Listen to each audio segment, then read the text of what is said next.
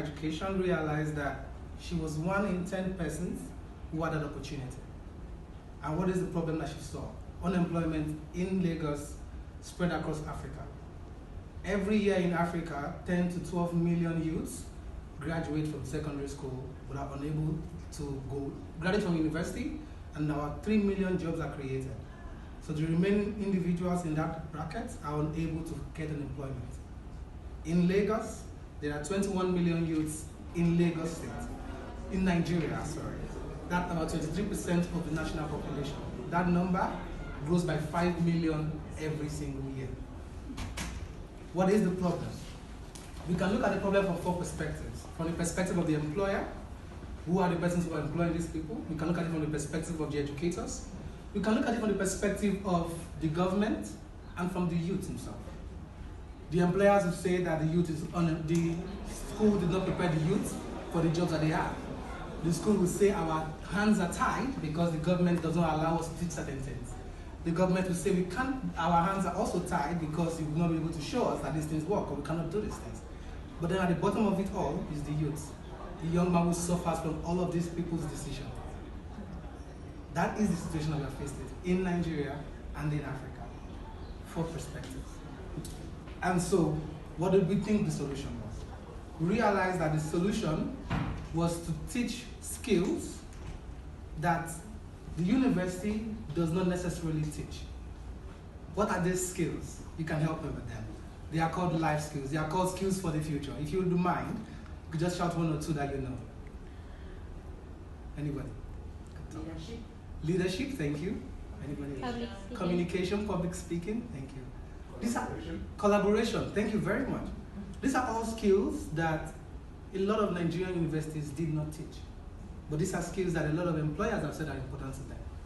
And so what did we visualize as a solution? We said, if employers could take on a more active role in the education of the Nigerian youth, then maybe they can begin to tell the schools what the schools should be teaching, what the schools need to teach, what is beneficial to them. Because employers will tell you that I want to hire somebody who has a first class. I want to hire somebody who has a second class upper degree. And this person gets hired, and 6 months later, 7 months later, they begin to have problem with this candidate who was the top of his class. What's the cause of this candidate? What's the cause of this disagreement? He doesn't work well with others. He's not a team player. He doesn't take initiative. He doesn't think for himself.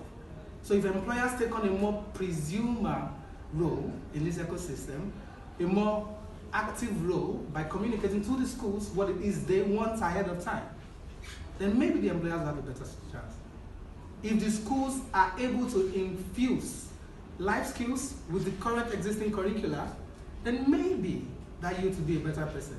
If you can teach biology, the study of cells and atoms, with also public speaking and communication, maybe that person will come out of the school system a better person. If the government can just tweak the curriculum a little bit, don't trash it, maybe not trash it, but just add all these other skills that are useful for life to it. So that as the teacher is teaching economics, he's also teaching teamwork. As he is teaching mathematics, he's also teaching problem solving. How can the government infuse these skills into the currently existing curriculum if they say the curriculum should not be changed? And also, how can they partner with the private sector? The government is limited with funds, we all know that. But the private sector is able to raise more money. So how can they partner with the private sector to get the money they need so that the youth benefits more? And for the young person, how can they see that education doesn't only happen in the classroom? The world is your school. How can you ensure that outside of the classroom, you are still learning? Outside of the classroom, you are still improving yourself. And even in the classroom, you are still taking on lessons that your lecturer doesn't teach you. So when the lecturer says, wait for somebody else to speak, you know that you're learning listening skill. When the lecturer says, okay, there's a project work with your team, but you know you're learning teamwork. How does the young person in the university begin to learn the things that the lecturers subtly teach? Because truth be told, they do teach it, but just not in a very effective manner. What has WAVE done to solve this problem?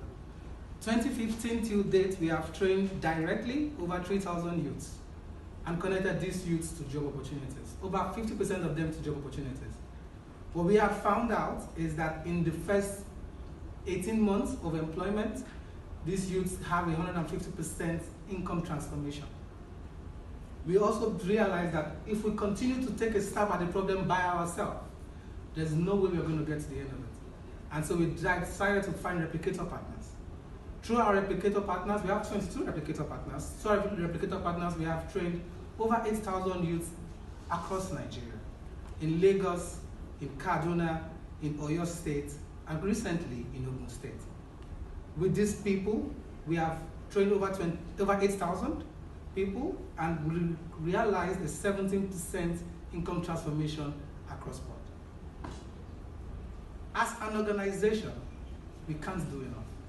But if we partner with everybody that's available, we can get better at fixing this problem. The youths are not the problem.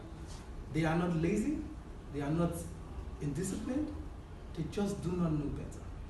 There's a beautiful saying I like so much: if you know better, you do better.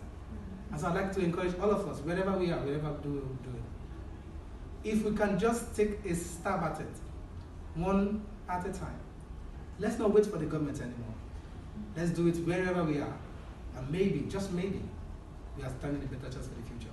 Thank you very much.